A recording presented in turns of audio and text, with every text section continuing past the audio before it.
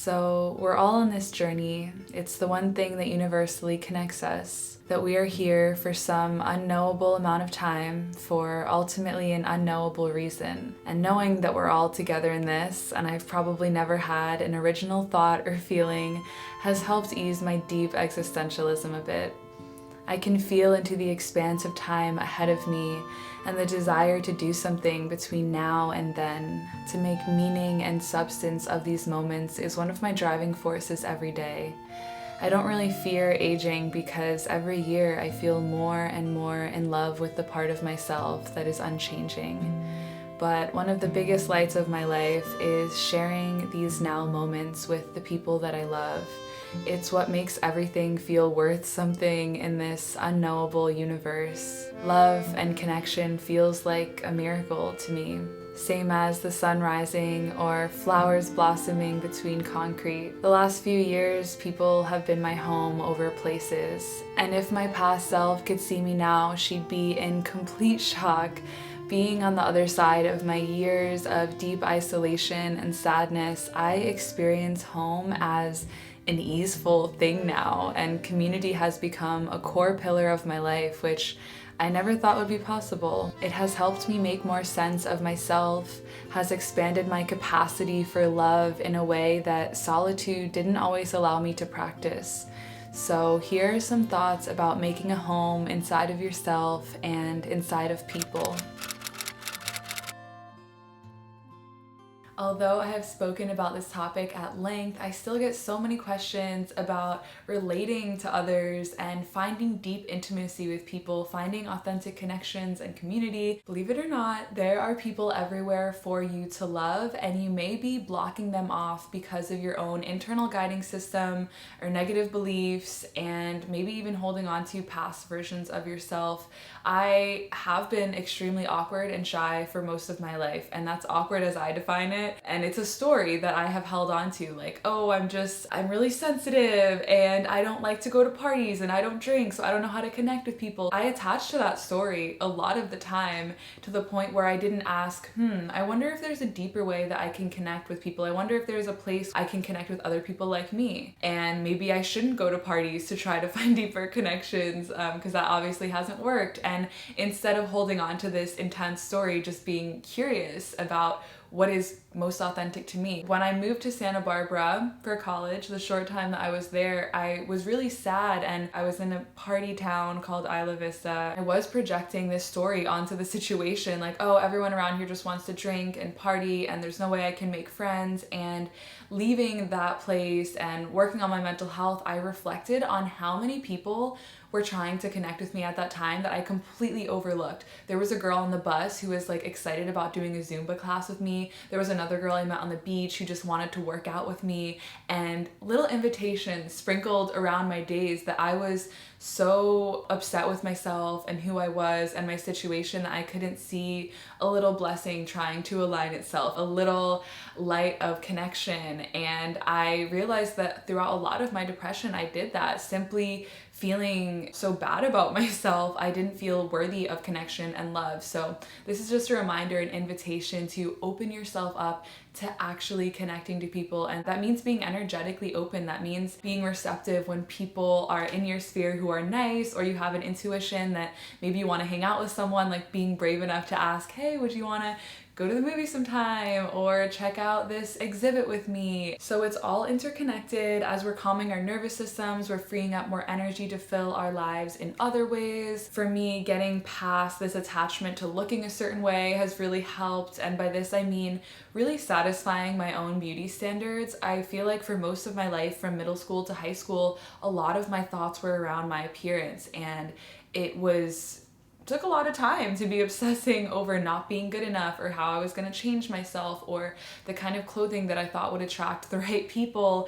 And when I decided that I meet my own beauty standards, no matter what I'm wearing, no matter how many pimples I have, no matter what my hair looks like, and decided that my pillar of beauty is simply looking like myself, as Alok says, it created so much more ease and space in my life that rippled out in so many other ways. I have space around my harsh critic. I have space around the thoughts that I need to change something about myself or that I'm not good enough. And I have the ability to really source my confidence from a deeper, unchanging place inside of myself. And I think that that is really important, because then there isn't this background conversation taking place all the time, or this crutch about, oh, I can't make friends because I'm not this enough. It's like, all of your natural embodiment is the most beautiful, precious, and rare thing, and keep that part of yourself alive. But in general, self-knowledge is going to help you find the right kinds of friends. Knowing what you love. I made a list of things that I really love and the things that I actually share with my friends all the time now,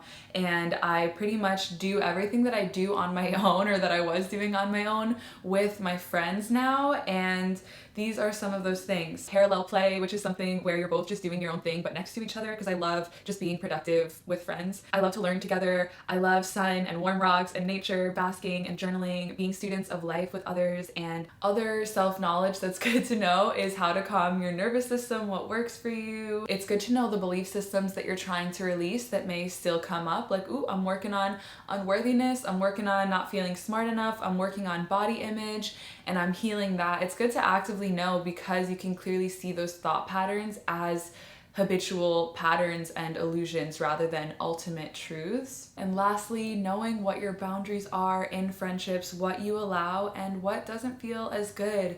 I really like mature people in my life. I really like people who can be honest with themselves and therefore honest with me, that can show up in an unmasked way. I really appreciate people who can tell me if they have an issue or something's coming up for them. It's just this emotional intelligence that I feel like I really need there to have a deep connection with people. A more subtle thing is that you know how to make love to life, that you are in this romance with life and can meet me there. So I have friends who eat meat and smoke and don't do yoga and don't chant, and I don't meet them on that plane, but I meet them in poetry, and I meet them in philosophy and the way that they dive deeper into themselves, into their experience, rather than just regurgitating how they think that they're supposed to be. And let's talk about high quality versus low quality nourishment. I think that what's really important when making new friends, or even checking in around old friends, is how your body feels, how safe that you feel, how open you feel, how accepted that you feel. And it can be tricky when you get the mind involved, because your mind can read into things that aren't there, but really feeling into your body and listening deeply. Am I contracting right now, or am I open and excited and my heart feels safe? And from that information, you can either have a conversation or maybe take some space from those friendships. Do you feel the need to perform? Do you feel like you have to shut down? Do you feel like they're constantly making you feel inadequate? These are really good questions to ask and feel in your body. How to build intimacy with people, get to the point where you can cry and scream and laugh and cuddle, and you literally just have to be in that space yourself. You literally just have to be in that vulnerability, in that raw, unmasked honesty with yourself, and then bring that to other people genuinely. And the reason that I get so close with people is because that is my baseline. If I'm feeling something emotional, I vocalize it and I let it out, or I do a lot of practice. You know, I spend a lot of time in the mindfulness area, so I will invite meditations with people. I'll be like, hey, do you want to sit and take some breaths with me, or would you like to practice this chant with me? Would you like to wake up tomorrow morning and do some Ashtanga yoga, Mysore style, together? And that is such a sensual space. You're literally creating space within yourself when you're doing mindfulness practices. So sharing that with other people is such a deep connector, and essentially just putting your heart out there, revealing something vulnerable about yourself. It allows other people to open up, seeing that I'm not performing and that I'm not afraid of what has been heavy, weird, bad, or hard. I've sat comfortably enough with my shadows, with all the light things about me and all of the dark things about me, and I can be honest about those, and so it gives other people permission to do the same. My tip for bridging deep intimacy is to simply be intimate with yourself, vulnerable with yourself, and then have the courage to do it with other people, because the undercurrent of what you're actually experiencing, for me at least, feels more real than everything outside of here. And feeling unified from your own internal source of love is going to be beneficial for all of your relations, platonic, romantic, familial, just knowing how to hold yourself, knowing what medicine you need, knowing how to listen deeply, and also nurturing the things that you love about yourself, really being your own best friend in this time. And there are places in the world where maybe there's literally no one that you can hang out with. Like there's actually no one that meets the criteria. At those times, it's really important to be a best friend to yourself, have fun with yourself, take yourself on dates, do all the things that you want to do with friends, with yourself, and also potentially just befriend your family, someone in your family, just to have someone to talk to. I personally think that you could also be friends with like the local bartender or the librarian if the energy feels right. Really nourishing yourself and feeling held and gotten and excited about your own limitless potential and the ways that you can expand your consciousness, because we are pack animals, we are meant to be in community. And also something that I feel in community is just this expansiveness, this feeling of deeper presence. And when I haven't had that, I'm like, oh, what parts of this can I anchor into my life without these people? What parts of community did I find really fruitful? And part of that was learning, which I can do on my own. Part of that was abandoning myself less, like showing up for the things that I really believe in, and I can do that even if they're not here. Just these little droplets of love, and when I'm not around my close community, I can still activate those things within myself, and it can feel like I'm activating the superpowers of the people that I know. Right now, I need Reese's equanimity. I need her ability to just not react and to find joy in the smallest things. Or I'll spin the dial in my head and see my friend Chloe and be like, okay, right now I just need the ability to not regurgitate information and truly uncover something inside of myself and be real with the situation. So I don't know if that makes sense, but as much as you can, being a friend to yourself. And I do want to acknowledge that we live in a social media digital age where you can outsource nearly everything. You don't even have to leave your house in a day, and you can scroll through Instagram or Twitter, or I was gonna say Facebook, but I don't think we're really using that anymore, or YouTube, and feel like you have this sense of connection, feel like you've received so much information, and yet still feel completely alone and in the same energetic space. So just a reminder to go outside and spend time in nature, spend time doing things that you love, and maybe not overboarding yourself with information so that you can free up your own inner voice, your own inner truths. And that being said, I have met a lot of friends through Instagram as well. Instagram is like the friend dating app in my opinion, because you can kind of feel their energy. You can send a DM like, hey, would you like to grab coffee sometime?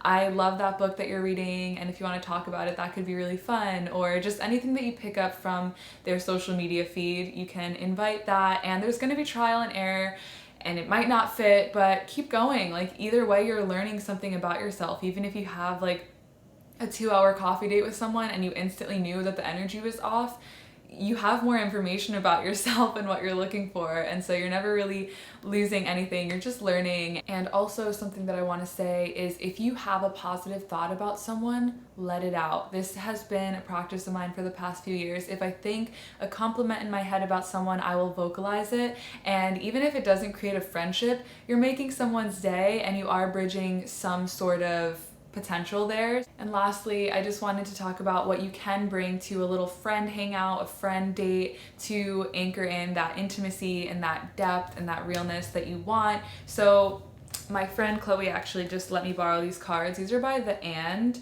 this is the Friends edition. You can bring talking cards. I know there's something called We're Not Really Strangers. I personally don't think those cards go too deep, but these are a little bit deeper. This question says, what's the pain in me you'd like to heal? What are you hesitant to tell me? What's something you should have done but didn't? So not all of them are about their relationship, but they're different categories, and you can learn more about the other person through talking cards. I actually haven't used these on a first time friend date because I feel like I have enough things to talk about, but I use these with the friends that I have, and we just get to go a little bit deeper. And I also recommend bringing a journal, a poetry book, share your favorite poetry. That makes it a whole curated event. If you both bring your favorite poetry books and read poetry to another, you can learn so much about each other. Or, you know, you play your favorite playlist, or you listen to your favorite podcast together. These are really simple ways to really get to know someone without just needing to ask questions about their life. It's like, what are the things that you love? Because people really are the culmination of all the things that they love. I also have this little watercolor palette that I'll bring, and just little activities. I think that when I was first living in New York and going out to meet people, I didn't bring stuff to do, and so it just put so much pressure on the actual interaction. But bringing activities makes it really fun and interactive, and you can more naturally get to know each other that way. So yeah, maybe like a little shaker if you like to sing with someone, you can just kind of freestyle together. It's just anything that feels like a little sacred medicine for you, bring it to the hangout. Allow yourself to be surprised by your capacity and the ways that your life can shift. And I've been really tuning into just what the highest vision could look like, because it was really easy to kind of acclimate to our environment and get used to the way things are, but just remembering and calling upon the highest vision of like, ooh, how could I feel even more alive, more free, more juicy, more inspired in my life? Let me really breathe into that feeling, and also thank you for everything that is here and now, and can I just expand on these good feelings? Know that you can ask. And yeah, that's what I have to say about home and friends and relating, and something that used to feel so foreign to me, which is this feeling of home, has now become more familiar to me than my years of isolation, than my years of confusion around home and family and safety with other people. And that contrast really does make me believe in miracles and our endless capacity for transformation. And I hope that you can plant that seed and believe in your own capacity for transformation as well, and for the highest unfolding. Thank you so much for being here and spending these moments together. I will see you in a video soon. Bye. Bath time. It feels good. It does feel good. That is so cute. So small. It's so teeny.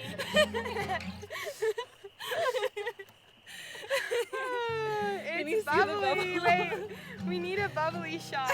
Get the bubbles off the side, maybe. I Release control and surrender to the flow of love that will heal me. Ah, it's so good.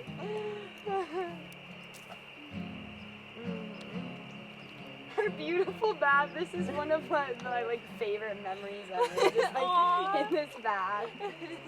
Logan's playing next to us.